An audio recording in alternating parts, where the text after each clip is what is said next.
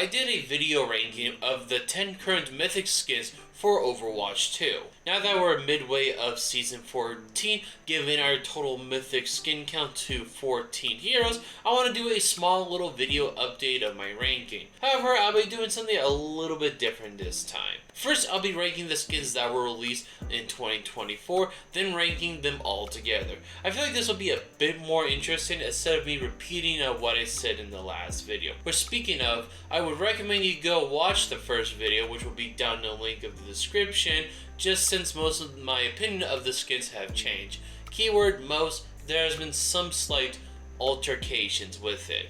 But lastly, this is my personal opinion. Just because I like a skin or dislike a skin that you like or dislike doesn't mean it's something you have to like or dislike. We are all human and we all have our own personal preference when it comes to skin cosmetics. But without further ado, let's talk about the Overwatch 2 Mythic skins released in 2024. So starting with the worst Mythic skin, I'm be giving this one to Ash, which is the shape. I think the concept and idea of this skin is pretty cool, mainly it being based on Rita Repulsa from Power Rangers. However, I can see why people aren't a fan of it since Power Rangers isn't for everybody. Now, despite me being a fan of Power Rangers when I was younger, this skin is kind of lacking, really. Now, it isn't a Hanzo or Orisa situation where they only got one thing you can really customize, but there still isn't that much of the customization. You can only change the weapon, the horns, and have it mask and no mask with this skin. But what's very upsetting to me is the lack of customization to Bob. The only thing you can change about him are colors, and that only slightly changes his mouth, and that's pretty much it. It's kind of like if they gave Torbjorn a Mythic skin and they had nothing to do with the turret. Overall, just kind of a disappointing skin. At number 4, I have the Widowmaker Mythic skin, which I'm going to keep this part kind of short because I don't have a lot to say about this skin. It's just mainly because this is just not a skin made for me. It's not at all a bad looking skin, and it does look pretty nice. It's just, to me, it feels kind of bland at the same time though. I feel like a hero like Symmetra would have cooked really well with the skin concept. I mean, imagine how cool it would have been to see Symmetra's ult being a wall of arcane symbols on it. At number 3, I have the Reinhardt Mythic skin, and not gonna lie, I really, and I mean really wanted to like this skin. I'm a pretty big sucker when it comes to mythology, and I love it whenever Overwatch goes down that route with its Mythic skins. I mean, having a hero based on a god doesn't sound mythic to you, then I don't know what will. Now, the parts that this skin look like Thor are good, and I'm glad they actually made him a redhead like he normally is. But that's kind of where the skin ends for me. And while this may be a little bit nitpicky, it is my ranking after all. The major thing I don't like about this skin is the customization. While I'm not saying the skin is either lacking or the customizations are bad, it's just it doesn't feel like Thor. Now, you could argue some of the other mythology skins aren't fully accurate to what they're supposed to be based on the deity. However, I can still recognize what kind of deity these skins are supposed to be based off of. However, this skin, there's only a few parts one can tell is based on Thor. Now, you could say they kind of wanted to introduce the whole frost or fire giant element to the skin, which would be a cool idea, and I do think it fits that criteria very well. But it's called a Thor Mythic skin. I want it to be more Thor based. That's kind of like if you put the Junker Queen Mythic skin and decide to add more like Poseidon or Hades stuff like that. But perhaps it could also be that Reinhardt's skin catalog is huge, and I can still think of a few skins I personally prefer than this skin. But overall, I just think it's a decent skin. At number 2, I have the Mercy Mythic skin, and I gotta say, I'm surprised this skin has held up. Now, the reason I say that is that Mercy is one of Overwatch's 2 main selling, and her skin catalog is gigantic. Now, obviously, since this is a Mythic skin, it gets all the nice visual effects and custom voice lines, and it makes it kind of hard to beat. I think what sells this skin a lot more to me is that this skin makes Mercy feel more evil. Now, she does have some skins that make her look more kind of evil-ish, but I'm sorry, they're not gonna be convincing me, especially with voice lines like these. Let me fix you up. Not to worry. I'll patch you up. Need some assistance? Let me take a look. While for this skin, you get voice lines that sound like this. I expect much from you. Don't disappoint me. I didn't say you could rest. For your sake, I hope you're not questioning my abilities.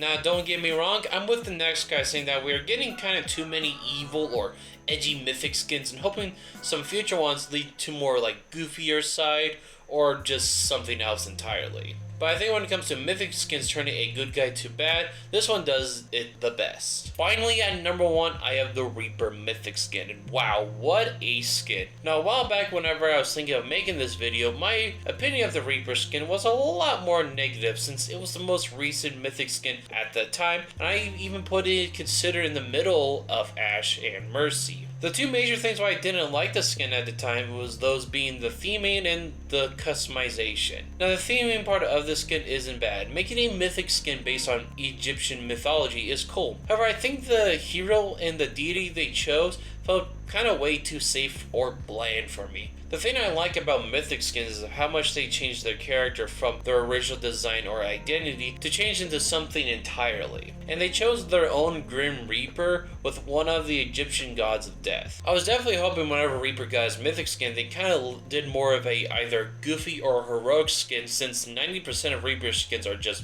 edgelord mode. Now for the customization parts, it's mainly the armor I have a problem with. During this time, mythic skins were doing the whole leveling up idea where the more you upgrade the skin, the armor gets cooler and cooler. I find that idea kind of lame in my personal opinion. I mean, you got the mythic skin to customize the way you want, but the options you are given are just the same but just have slightly different additions to it. Now what changed is what this skin finally looks like, and I think visually this is the best skin of the year. I mean, the fully upgraded armor looks insane. Special effects when either you teleport, ultimate, or just chef's kisses were robbed from this skin, and I gotta agree that I feel like an Anubis space skin would have fit Ramattra way better than Reaper. The ship's unique design suggests there were no Huh? Huh? Oh, come on! You gotta admit this is cool! Now that we've gone through all the mythic skins of 2024, let's finally rank them all. At last we have the Hanzo mythic skin, a very boring mythic skin for me, and with the lack of customizations with this skin, doesn't really help it. But a few Hanzo legendary skins also have custom animations when it comes to ult, and I think even some of them do it way better. At number 13 I have the Orisa skin, and this follows as the same as the Hanzo skin. Lack of customizations, and she already has a bug-like skin that could arguably be considered better than the mythic. I only have the skin ranked higher than the Hanzo skin, mainly because I just kind of like the theming of this skin better, it being the monster hunting themed battle pass, so overall, not a good skin. At 12, I have the Ashe skin, a skin that I wanted to be good but unfortunately feels lacking, and the fact that most of her accessories like Bob or her diamond have no changes bring this skin down for me. At number 11, I have the Widowmaker skin. I really don't like or dislike the skin, but it's definitely one of the last skins I would want to pick up. At 10, I have the Tracer mythic skin, kind of the same as the Widowmaker skin. Something I really don't like or dislike, but I just only like the theming of this skin more than the Widowmaker mythic. At 9 is a Reinhardt mythic skin, still a decent skin, but for me, out of all the mythology based skins, this mythic skin is my least favorite. At number 8 is the Kiriko mythic skin, and it is a pretty good mythic skin overall, but it's just something I really can't explain why I don't personally like it. Ever felt something positively or negatively towards but you don't know how to put words into?